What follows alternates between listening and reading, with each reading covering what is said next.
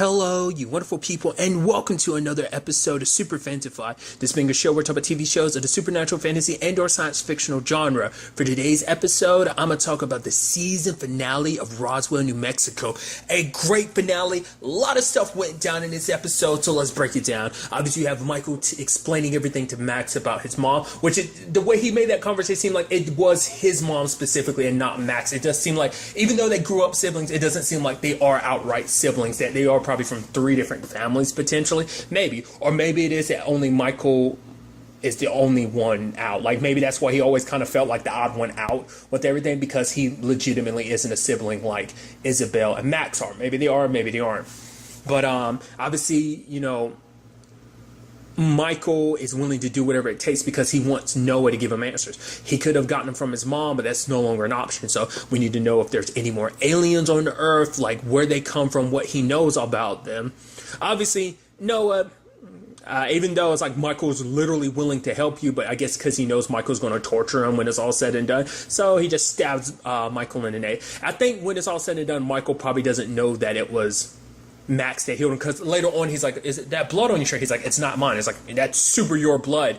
But I guess, you know, he was unconscious at the time, practically dying, but Max saved his life even after everything. So it kind of shows you the complex relationship of those brothers. So it's also interesting too, well, I guess because the only thing we saw was Noah take that little bit of the cure.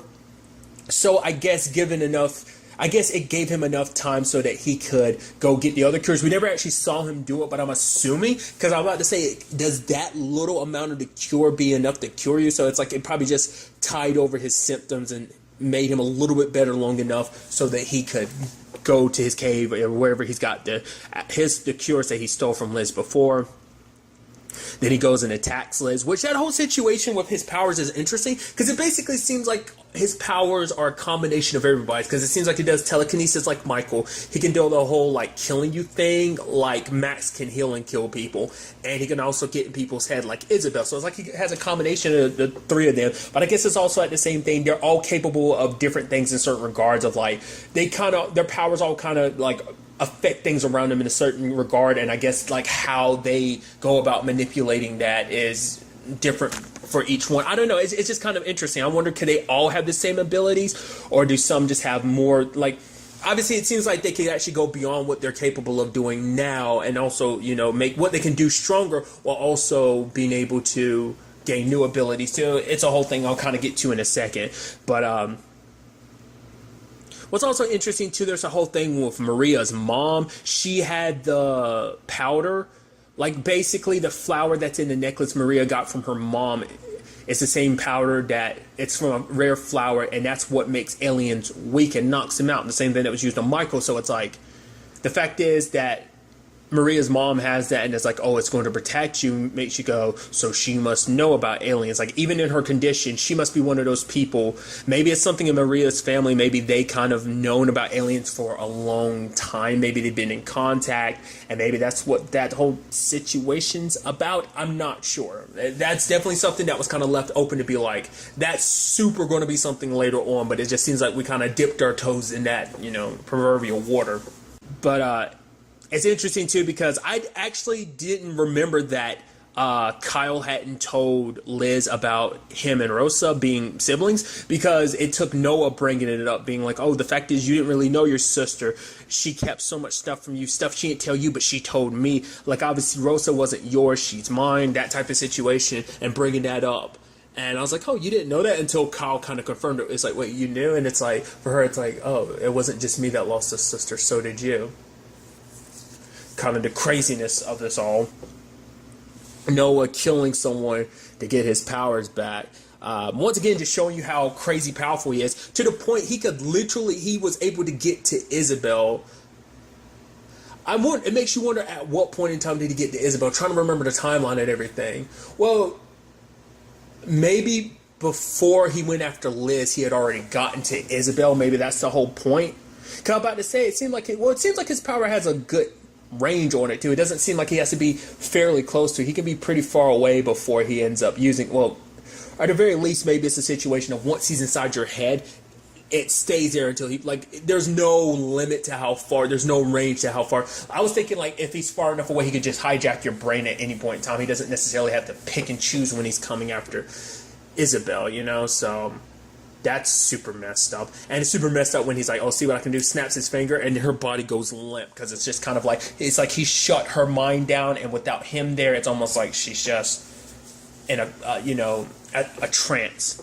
You know, her subconscious had been buried. It's like, that's super messed up. Even to the point he's moving, you know, Max's organs around. He's like, oh, I'm twisting your intestines. It's like, that's even something Michael can't do. And it's like, holy crap, like, how powerful is now? I mean, to be fair, he's killed a whole bunch of people, so obviously his powers have grown tremendously.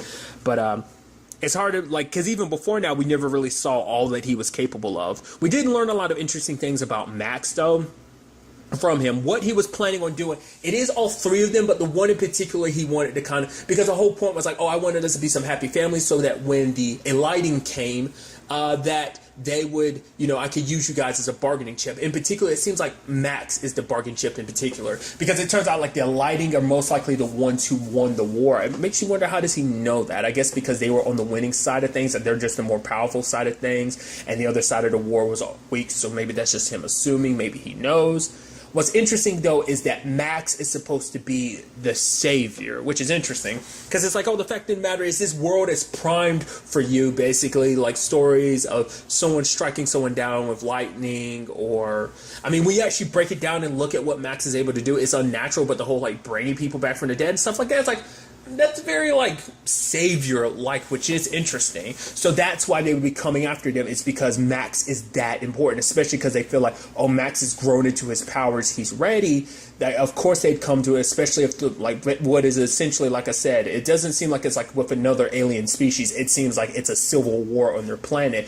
And I guess him being the savior or whatever, whoever can get him on their side kind of will be in complete and utter control. It's like, oh, but we're the ones that serve the savior. Obviously, Max being as powerful as he is, potentially being the savior and everything, he can turn the tides in a lot of things. What that would mean for every other planet, what that would mean for Earth, whether that be a full-blown alien invasion, who knows? Because we still know very little about the world that they're from and what the war was about. Maybe it was about Max. Maybe it wasn't. Maybe it was about their future. Maybe they're on some like Krypton level stuff of like, oh, our planet's about to die. Or maybe it's just a situation of them wanting to conquer other planets, you know. Maybe they're kind of on their Creed level type of stuff, you know. So it's hard to say, you know. But what was interesting, though, is when it was all said and done, Max literally went outside and absorbed lightning from the sky and shocked and killed Noah. And Noah saying that final thing to Isabel, being like, look after her for me. I was like, oh, Isabel's pregnant, isn't she? I was thinking that's what, like, and maybe I was like, maybe he knew about that and she didn't. I was like, oh, that's going to be a hard situation to deal with. Turns out later on, it's like, nope. Turns out not to be the thing at all. I thought was kind of that. I didn't expect the twist to be what it is. Let's skip to it. Like it being Rosa. Did not see that coming. I was like, holy shit.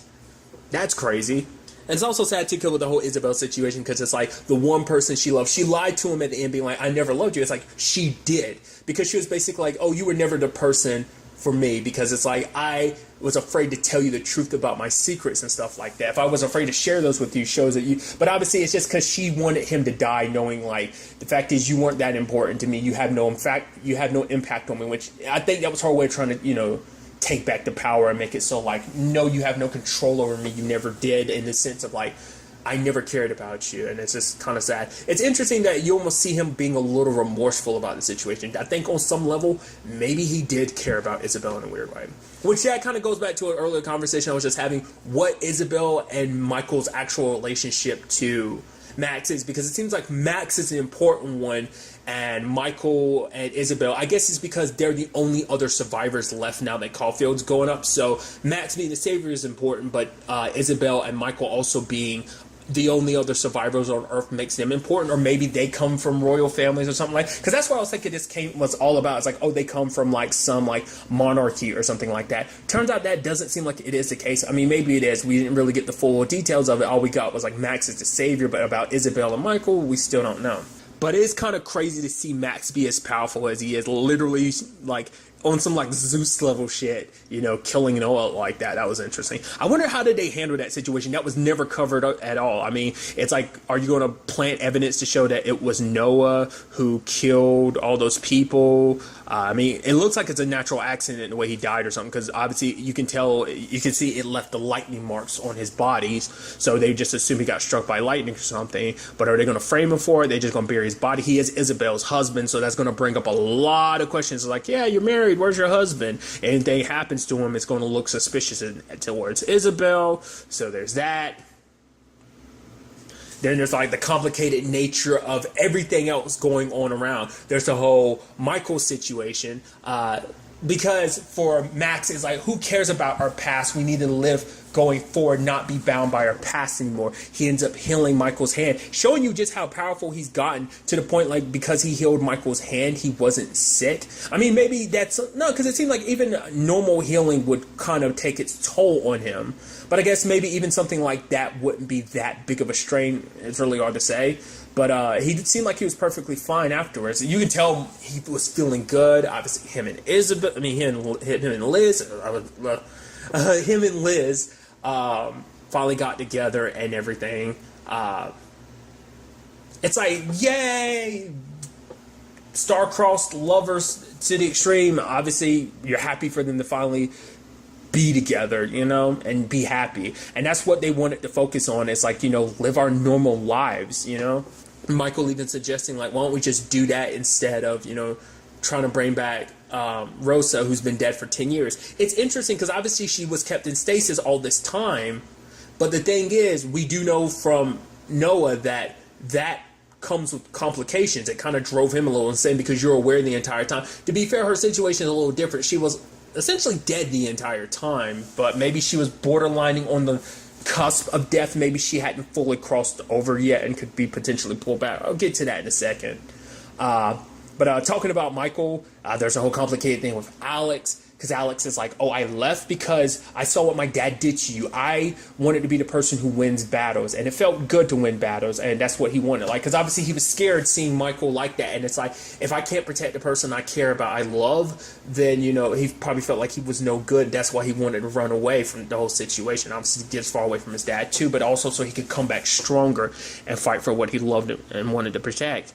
And obviously, it leads to this whole complicated thing, like him and Alex don't really get a chance to talk, but then him and Maria talk, which I even love Maria explaining that to Liz, being like, wow, so not only was it you and Michael, she ends up finding out about Michael and Alex too. It's like, that's a lot to kind of process, kind of be thrown at me all at once. But at the end, we do see that Alex, because, I mean, Alex is waiting for Michael, but sadly Michael doesn't go to him because I'm sure Michael kind of got distracted by all this other stuff. But also for him, it's like, it's not about taking step backwards anymore. Because for him, it's like, he will always love Alex, but there's so much complication there because it's connected to so many bad memories. And so it's like, obviously you love Alex, but I love Isabel being like, you can no longer like kind of shut your stuff down because obviously my romantic troubles outweigh yours heavily at this point in time. So he's willing to take a step forward, and that happens with Maria. Now that's interesting. And then you get Maria looking at his hand, realizing that it got healed. It's like, whoa, whoa, whoa, whoa. So is Maria going to be the next one to figure out this whole situation? I mean, because that was the whole point of like, don't heal my hand because someone's going to notice, but Max is on top of the world. He wasn't really caring. It's just like, it's Roswell. No one's really going to pay that much attention. But I guess that speaks volumes to the fact is that she pays enough attention. I guess that shows you just how much she cares about Michael. Like, your hand's healed.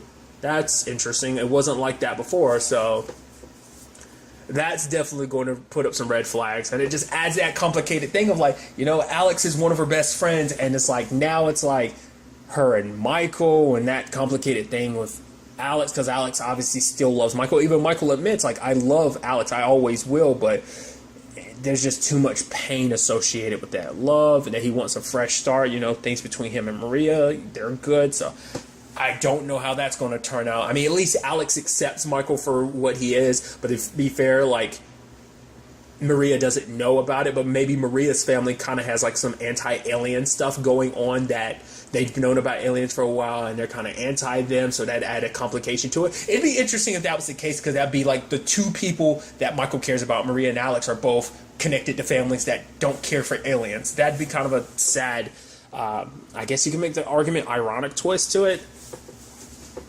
So there's that. Then there's the whole situation with Maine's going after Kyle, because Kyle finds out, like, oh yeah, his dad didn't just accidentally stumble, like, because like my thought process last episode or whatever was kind of like, okay, so what ended up happening was that when he was dealing with the prisoner or whatever, Kyle's dad got touched. But no, it turns out Jesse Maine's actually pushed him in his cell, because it turns out that Kyle's dad wanted to shut down Caulfield, which even Jesse was like, an alien killed his daughter and he still wanted to shut down Caulfield. But Kyle's thought was like, the fact is the aliens there had nothing to do with what happened. That was some other alien. And obviously it's interesting too, because Jesse tried to kill Kyle, which is no surprise. I mean, you weren't that afraid of killing his dad, so why would you have any? It's interesting, you try to bring him into all of this. And it makes you wonder, was that because he thought like, oh, like, you were a good soldier like your dad, maybe you'll see things like he used to see them but no longer saw, maybe you'll see things my way, but now it's like, oh, you're just like your dad, I gotta get you out of my way or whatever. Obviously there's still the whole situation, because every file, apparently he ends up talking about it with Alex's brother, is like the whole aspect of like all their files are still backed up, so that information isn't completely gone. It's still there. They've still got some hard drives of their own that they ended up stealing from Caulfield before it blew up. But there's also like the weapon that they're making. That's still something that has to be worried about. So, and you have Kyle kind of tail spinning a little bit, dealing with the whole dead sister thing, his dad being killed by his best friend, and it's like, as a doctor, I'm supposed to not do any harm, but obviously this guy is coming after me, and I know he killed my dad now, and it's like, what do I do?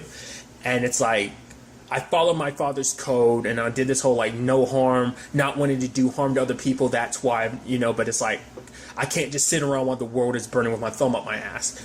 And luckily for him, he didn't buy the gun. He bought a bulletproof vest instead. And it's like, I'm not a killer like you, but you have Jesse kind of try and justify his actions and stuff like that,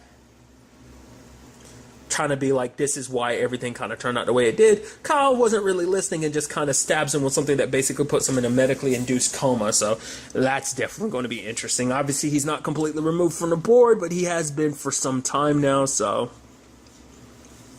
I'm very interested to see what this means going forward for Kyle's story. Like, is he going to try and burn that operation to the ground because he realizes how inhumane it is and stuff like that? Even though these people aren't humans, the fact is they still don't deserve to be treated like that. So I'm interested to see where Kyle's story takes him. You have Isabel practicing on her abilities. She ends up breaking the picture of her and Noah, literally shattering it, showing you that her powers are starting to grow stronger too, because her emotions are flaring and just her anger and everything, and I think her sadness motivates her power. And then you have Max resurrecting Rosa, and Liz could feel it because of the mark left on her. I wonder, could Michael feel it too, because his hand started acting up? I guess it was just him getting used to it again, like maybe it wasn't completely healed, or, you know, just getting used to using it again. But, you know, because it don't seem like it necessarily leaves a print like the whole situation with Liz did. But lo and behold, she rushes over and finds Rosa is back. She's alive, but Max isn't. Max died. It's like, holy shit, didn't see that coming. Now that turns into a whole thing of like, well, how far are we going with this whole savior thing? Because there might be a resurrection, but if that ends up being the case, maybe Max won't be the same. Maybe it's a situation of, if they do want to bring Max back, like Rosa would have to give her life force. Maybe they'd have to transfer it, or someone would have to transfer it. Like someone else would have to use their powers to try and heal him. Because like the only other healing alien around was Max. There's no one else. The other healing alien we know of is gone. So maybe they're going to try and put Max in a pod long enough until they can find someone to bring him back. But maybe because his death is so fresh, as long as they put him in a pod, then they're guaranteed, like, okay, his death isn't that old. All they have to find is another alien like that. I don't know. I'm interested to see what that's going to be like, because obviously it's like, luckily Liz got her sister back, sadly. it cost her the man that she loves, and that whole complicated situation of like, yeah, everything he did, but regardless, she still loves him and he loves me. So crazy situation we find ourselves in this season finale.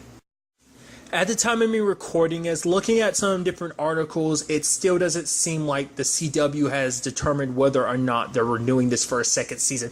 I really hope that they do, especially with the crazy ass finale. There's still so much about this we haven't tackled yet. We've only literally, like I brought up earlier, stepped our toes in so much stuff about who they are and the planet that they come from, you know, what that means going forward, what this whole savior thing is with Max. I doubt him being so important. I doubt he's dead, but like, how would they go about bringing him back? Is it something he ends up bringing himself back after crossing over?